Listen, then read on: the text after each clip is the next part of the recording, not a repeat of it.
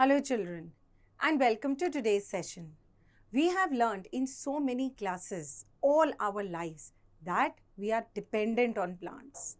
We need food from plants. We need oxygen from plants. We also depend on plants for many other things like wood, perfumes, spices, pulses. We also depend on the wood of the plants to construct our houses. The same wood is used to make wood pulp. Plant से हमें हमारी favourite beverages and coffee tea ये सब भी मिलता है. So today in this chapter we are going to learn in detail about the different parts and functions of various parts of plants. We are going to learn about types of plants, the plant system, functions of stem, parts of a flower, the function and uses of a flower and the function of a fruit.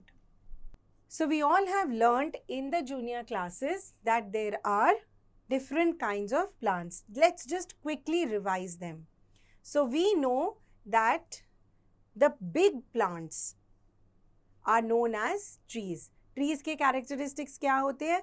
Trees की एक thick trunk होती है. Trees are very huge. They have many branches जिनके ऊपर fruits, leaves, flowers ये सब निकलते हैं.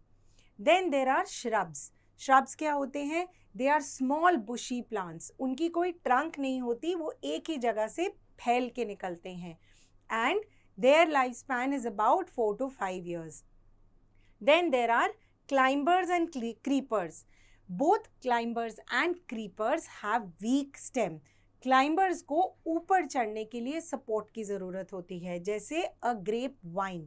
क्रीपर जो होते हैं वो ऊपर नहीं जाते, they grow along the ground as in case of pumpkin and watermelon, and they grow some extra roots out of their branches which support them in growth. And there are herbs. Herbs जो होती हैं वो बहुत ही delicate stem वाले plants होते हैं, जैसे कि coriander, धनिया. They live mostly for 1 year and not more than that. So after having understood the types of plants, let us understand the plant system. So in this video, we are going to understand the different parts of a plant. For this man, for example, has uprooted a plant and he is going to help us study the same. किसी भी plant के root system का मतलब होता है the system of roots that grows under the soil. इसका क्या function होता है? प्लांट को सॉइल के अंदर टाइट से पकड़ के रखना और वाटर और मिनरल्स ऊपर भेजना. रूट सिस्टम के बाद आता है शूट सिस्टम. शूट सिस्टम के अंदर स्टेम, ब्रांचेस, फ्लावर्स, फ्रूट्स और ये सब होते हैं जो ऊपर ग्रो करते हैं. जो शूट सिस्टम होता है that is the system that is responsible for photosynthesis, production of food, production of flowers, fruits, seeds and hence reproduction of plants. Now we are going to take up these systems one by one. We are first going to discuss the root system. Plants के अंदर दो major type of root system होते हैं, taproot system और fibrous root system. Let us understand these one by one. Taproot system के अंदर center से एक single root बाहर निकल रही होती है और उसके आसपास से tiny roots निकल रही होते हैं. This goes deep into the soil in search of water, as in case of gram, pea and mango. Carrot is another example of taproot system. Coming to fibrous root system. Fibrous root system के अंदर एक cluster of roots निकल के आ रहा होता है that spreads everywhere in the soil and holds the plant in the soil very strongly, as in case of maize, rice, barley and also wheat. अब इन roots के भी कुछ मॉडिफिकेशन होते हैं. We will quickly learn about them here. So कुछ roots जो होते हैं, जैसे कि अभी हमने बात की कैरेट की. Carrot is a tap root. Carrot के अंदर स्टोरेज का काम होता है. That is the reason carrot is used as food on our tables. Then there are supporting roots. Supporting roots का क्या मतलब होता है? कई बार शुगर केन जैसे प्लांट बहुत टॉल और बहुत सीधे जाते हैं. इनको सपोर्ट करने के लिए जो फाइब्रस रूट्स होते हैं they grow deep into the soil. Additionally they develop roots from the lower nodes of the stem also. जो प्लांट को होल्ड करके रखते हैं in the soil. These roots are known as stilt root. The third kind of root is called prop root. Banyan tree जैसे बड़े trees के बहुत branches spread out होते हैं. टू सपोर्ट दीज ब्रांचेस के अंदर से रूट्स नीचे आते हैं that help it balance itself in the air. These roots are called prop roots. Then there are nodulated roots. Nodulated roots का मतलब होता है roots के ऊपर कुछ nodules होते हैं. These are actually bacteria called rhizobium. इनका क्या काम होता है? एयर के अंदर जो नाइट्रोजन गैस है उसको पकड़ना और उसको नाइट्रोजन में कन्वर्ट करके प्लांट को प्रोवाइड करना, because nitrogen is important for the growth of the plant. So children, I'm sure by now you can list the functions of the root. Root के क्या काम होते हैं? Fixation, that means plant को एक जगह पे पकड़ के रखना. Absorption, जिसका मतलब है water और mineral soil से absorb करना. Transportation, इसका मतलब water और minerals को root से shoot तक पहुंचाना. And prevention of soil erosion. जब प्लांट्स बहुत सारे ग्रो कर रहे होते हैं, सबकी रूट्स ने सॉइल को कस के पकड़ा होता है. In that case whether there is a strong wind और strong rain, soil can not flow away anywhere. Coming next to the shoot system. Shoot system as we all know is the stem system, जिसके ऊपर grow कर रहे होते हैं बहुत सारे different parts of the same plant, जैसे कि लीव्स, फ्रूट, बड्स एट्सेट्रा. अब स्टेम के ऊपर लीव्स कहाँ ग्रो करती हैं? स्टेम के ऊपर लीव्स ग्रो करती हैं नोड्स के ऊपर. दो नोड्स के बीच में जो स्पेस होती है उसको बोलते हैं इंटरनोड. रूट की तरह स्टेम की भी बहुत सारी मॉडिफिकेशंस होती हैं. The first is storage of food. सबसे बड़ा एग्जाम्पल है sugar cane. Sugar cane is used to make juice. It is used to make sugar. So sugarcane is a storage stem. The next kind of modified stem is for mechanical support. आप सबने देखा होगा money plant जब grow कर रहा होता है तो उसके अंदर से रूट्स निकल रहे होते हैं जो उसको मॉस स्टिक के साथ पकड़ के रखते हैं. These are nothing but modified stem जो सपोर्ट का काम करते हैं. Then there are the process of food manufacturing that we all know. Stem कभी कभी food कैसे manufacture करती है, as in case of cactus in desert areas. So let's conclude and let's list the functions of stem. सबसे पहला है support. अगर stem नहीं होगी तो plant खड़ा कैसे होगा? Then transportation. root ने जो water और minerals भेजे वो different parts को कौन पहुंचाएगा? Stem. After that food storage. Food storage का एग्जाम्पल हम देख चुके हैं, sugar cane. Then is food manufacturing. Stem के ऊपर होती हैं लीव्स और लीव्स करती हैं food manufacture.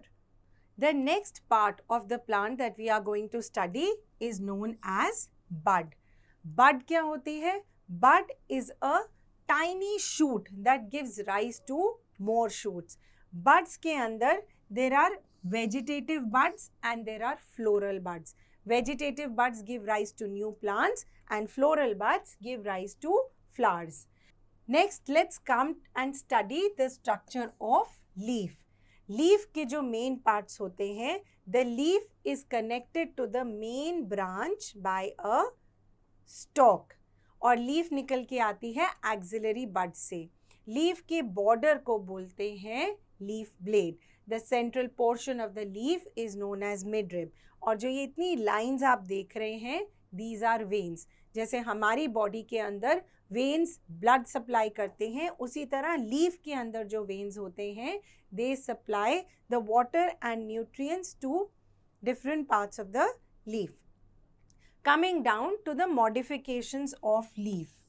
Just like stem, leaf tendrils का क्या काम होता है? Leaf tendrils help the weak stemmed plants to grow, to hold on to the help that they are growing on. Then there are spines as in case of cactus, जिसकी वजह से water loss कम होता है in desert areas. Pitcher plant का example अगर लें तो leaves are modified into traps. In traps के अंदर स्टिकी सब्सटेंस होता है जिसके ऊपर इंसेक्ट स्टिक कर जाता है. The plant leaf closes, the insect is trapped and it releases digestive juices to digest the plant. Leaf के फंक्शंस क्या होते हैं? Manufacturing of food by photosynthesis, transpiration यानी कि एक्सेस वाटर को बाहर फेंकना, गैसियस एक्सचेंज इसका मतलब स्टोमेटा के थ्रू ऑक्सीजन अंदर लेना और कार्बन डाइऑक्साइड को बाहर छोड़ना. Now let's understand about the flower. A flower is a very complex structure because a flower is the reproductive part of many plants. जो फ्लावर होता है यही डेवलप होता है फ्रूट के अंदर और फ्रूट के अंदर होती है सीड्स जिससे निकलता है new plant. Let us study the parts of the plant. Plant के अंदर कुछ मेन पार्ट्स होते हैं, जैसे कि जिस स्टॉक से प्लांट ग्रो कर रहा होता है उस स्टॉक को बोलते हैं पेडिसल. और पेडिसल के बिल्कुल ऊपर एक स्वोलन पार्ट होता है जिसके अंदर से पूरा फ्लावर निकलता है, इसको बोलते हैं थैलेमस. थैलेमस से जो बाहर के पेटल्स निकलते हैं, जो बिल्कुल बाहर होते हैं, they are sometimes green in colour. These are not called petals but these are called as sepals. Sepals के अंदर सेकेंड लेयर होती है पेटल्स की. These petals are the ones that are brightly coloured. Petals के अंदर जो third layer होती है that is stamen. As you can see here, stamen are the male reproductive organ of the plant, and right in the center is the pistil. The pistil is the female reproductive part of the plant. Let us understand these two in detail. एक stamen के अंदर एक filament होता है and anther on top that contains the pollens. Pollens are the ones that are reproductive cells. Pistil के अंदर नीचे एक मोटा एरिया होता है जिसको ओवरी बोलते हैं.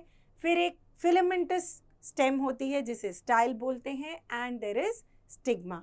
जब पोलन ग्रेन्स मेल पार्ट से फीमेल पार्ट पे आते हैं, they fall on the stigma. From here they are carried into the ovary. Ovary के अंदर the male and female gamete combine with each other to form the seed. This process of combination of male and female gamete is known as fertilization. Fertilization के बाद जो petals होते हैं वो गिर जाते हैं और जो ovary होती है वो swell होना शुरू होती है. Swell होते होते it becomes a fruit. And we all know कि fruit के अंदर से जो seeds होते हैं they are dispersed either by wind, water or animals. They are carried away to different parts and they grow into new plants. Let us list the function of flowers. The first function of flower is reproduction that we have just studied. The flowers are also used to decorate our houses. They are also used to produce perfumes. And in case of cloves, flowers are used as spices. हमने अभी discuss किया कि flower से बनता है fruit.